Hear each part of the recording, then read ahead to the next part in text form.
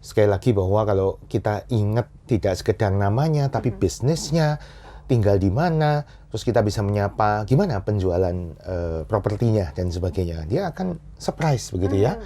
Jadi jangan hanya ingat kalau orang itu punya utang sama kita gitu kan. Udah pasti kita ingat ya wajahnya dan juga utangnya berapa sampai desimalnya begitu.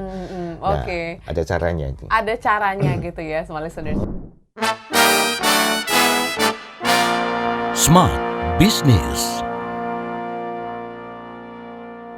Smart listeners, ternyata banyak loh keuntungan kita mengingat nama orang. Biasanya kalau kita ingat nama orang, orang tersebut lebih mudah gitu ya untuk attract dengan kita, dan juga hubungan itu lebih mudah untuk terjalin. Tetapi bagaimana kaitan mengingat nama orang dengan bisnis pastinya? Kita akan bahas dalam Smart Business pada hari ini bersama dengan Pak Sutanto Windura. Halo Pak Tanto. Halo, apa kabar? Baik Pak Tanto, semoga Pak Tanto baik dan juga smart listeners yang menyaksikan ini dalam kondisi sehat ya. Oke, smart listener yang jenius dan kreatif, semoga Anda sehat dan sukses selalu. Amin. Pak Tanto, ini satu hal yang juga cukup disepelekan banyak orang gitu ya. Mengingat nama orang. Sepenting apa sebenarnya Pak? Mengingat nama orang dalam sebuah bisnis? Oke, tentu penting karena sapaan paling indah bagi seseorang namanya. Nama ya? Kalau ingat gimana ya, kan luar biasa. Kalau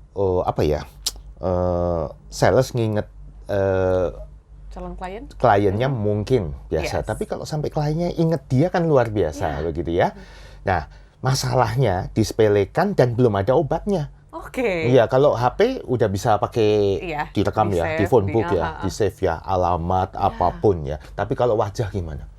Nge-save-nya. Bisa ya, Pak Nggak bisa nge-save-nya kan ya, smart listener ya. Anda ketemu orang terus nge-save-nya gimana? Mau dipotret, dimasukin phone book terus gimana?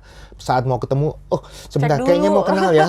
Lihatnya nge-search-nya gimana? Kayaknya belum dapat ya, belum ada obatnya. Artinya kita harus mengandalkan daya ingat manual kita. Nah, tetapi belum pernah kita diajari bagaimana mengingat nama.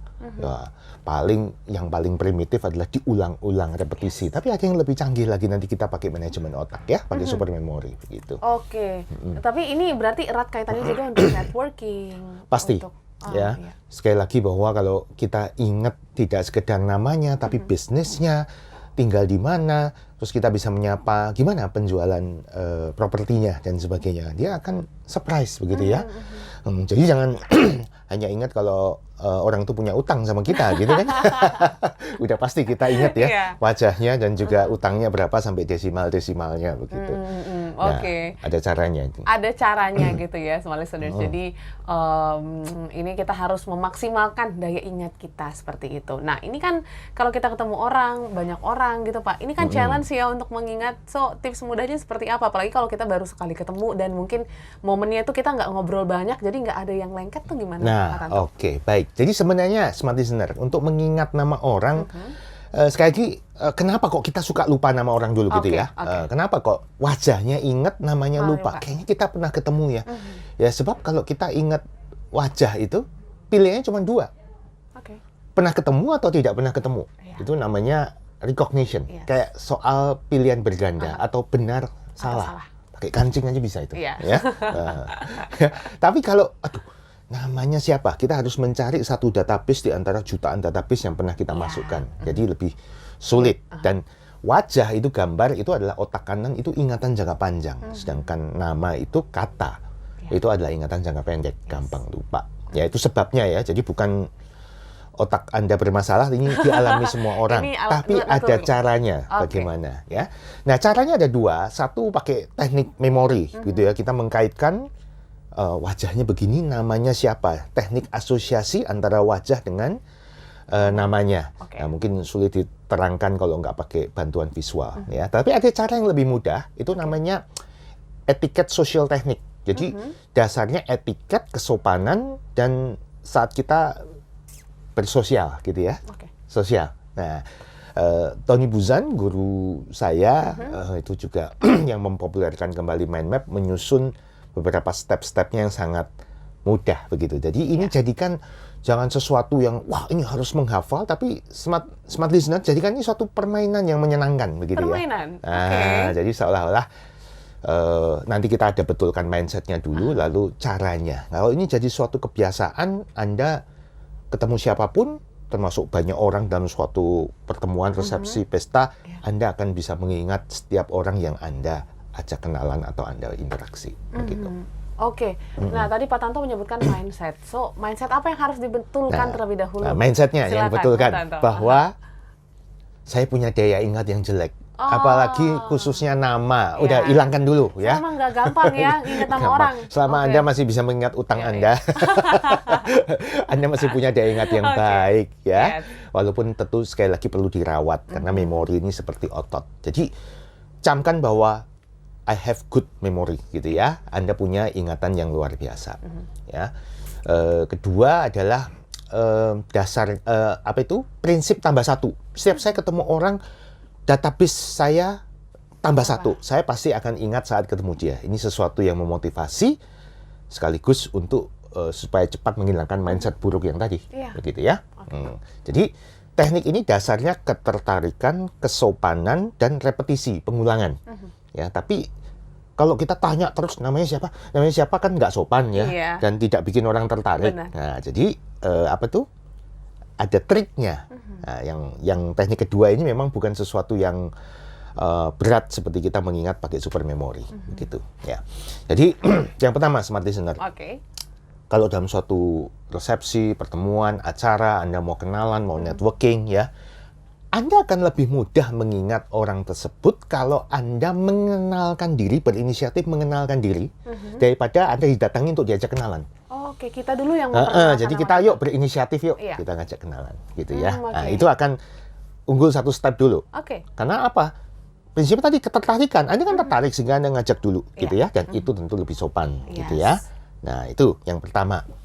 Yang kedua, perhatikan wajahnya, lalu namanya. Tentu informasinya kan dari suara ya. Kalau kita kenalan sama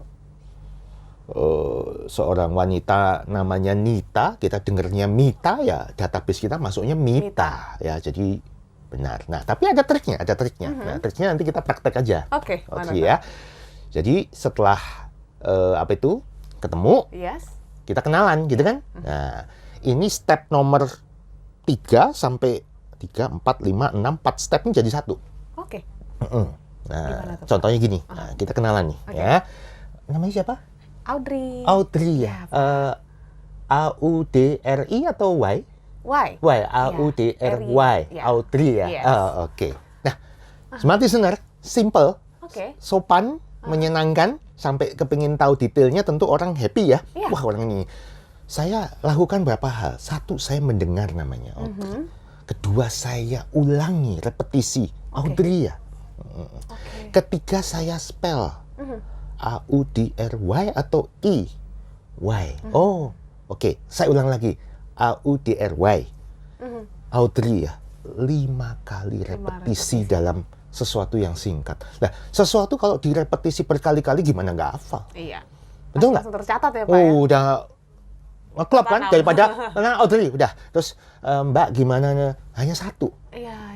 Ini 5 step sekaligus sopan, orang juga appreciate. Wah, orang ini kepingin tahu nama saya sampai dengan tepat, detail, tepat, jangan sampai salah gitu ya. Ya, cuman ya triknya mesti pintar sedikit ya. Kalau namanya siapa? Bambang. Spellingnya gimana? Ya, Bambang ya. Spelling gitu Bambang ya. Bambang gitu ya. Ya, M-B-A-N-G. Nah, lalu apalagi yang membuat kita bisa sopan, otomatis tertarik, lalu repetisinya kencang. Dalam percakapan jangan pakai Mbak, kamu, tapi nama disebutin ya. Mbak Audrey tinggal di mana? Mbak Audrey kerja di mana? Ya, Mbak Audrey biasanya bagaimana? Gini. Oh, Mbak Audrey sudah berapa lama? Diulang terus-menerus. Coba bayangin, repetisi is the mother of memory. Ya.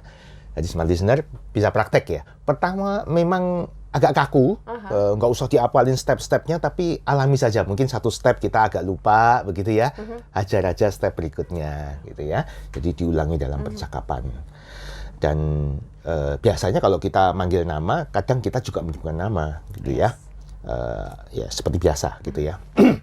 Lalu apa? Kalau dalam konteks bisnis kenalan, ya biasanya harus tuker-tukeran apa? Kartu nama. Kartu nama. Yes. Nggak Takut ada. ini ketukar nih Pak Tanto. Iya, tukeran Ini juga. handphone nggak ada. Barter. Kartu nama. Aha. Kebanyakan kartu nama bentuknya Kotak ini. iya, kotak gitu depannya nama, Nama, nomor jabatan, handphone. Ya. perusahaan, betul ya? Mhm. Belakangnya panjang. kosong. Yes. Dan kita begitu terima, sudah nggak melalui yang tadi, masuk paling di save ke handphone. Tapi nggak tahu yang mana. Mm-mm. Ya memang kita dimanjakan ini ya. Tapi yang di belakang kartu nama kosong itu, yuk kita tuliskan untuk memperkuat memori dengan berepetisi. Oke. Nama sudah ada, tapi ketemu di mana? Pakai baju apa? Iya. Mungkin dalam percakapan ada orang tuanya kerja di mana dan sebagainya. Kalau dia kerja di mana sudah ada di kartu nama. Nah, semakin informasi itu lebih banyak sesuatu yang berasosiasi yang diberikan padanya, itu akan lebih mudah diingat. Jadi bayangkan ada satu benda, dikasih satu tali, ya hanya tali itu kalau diangkat bendanya ngikut. Tapi kalau benda ini talinya banyak, informasinya, tali manapun ditarik, bendanya akan ngikut. Jadi dia akan mudah terasosiasi.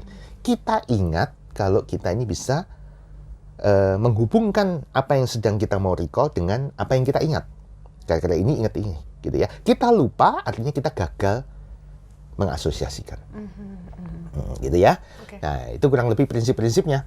Iya. Dan sekali lagi, prinsip tambah satu setelah selesai, jangan lupa ya. Sampai ketemu lagi Mbak Audrey. Nah, itu lalu prinsip tambah satu, memori tersimpan. Perkuat lagi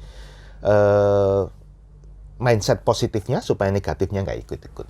Nah, silakan praktek, jadikan ini sesuatu hal yang menyenangkan, gitu ya. Iya. Apalagi satu orang, dua orang gampang. Ya. Iya dong. Jadi yakini bahwa memori kita itu sangat luar biasa ya Pak Tanto. Ya. Otak kita bisa mengingat seluruh nama-nama orang yang kita temui dengan beberapa tips yang sudah disampaikan Pak Tanto. Sangat simpel. Repetisi juga kuncinya ya Pak Tanto Kuncinya. ya. Dan juga jika mendapatkan kartu nama, jangan lupa di belakang di bagian kosong isi data-data yang mungkin Anda dapatkan ketika berbincang bersama lawan bicara Anda atau mungkin partner bisnis Anda.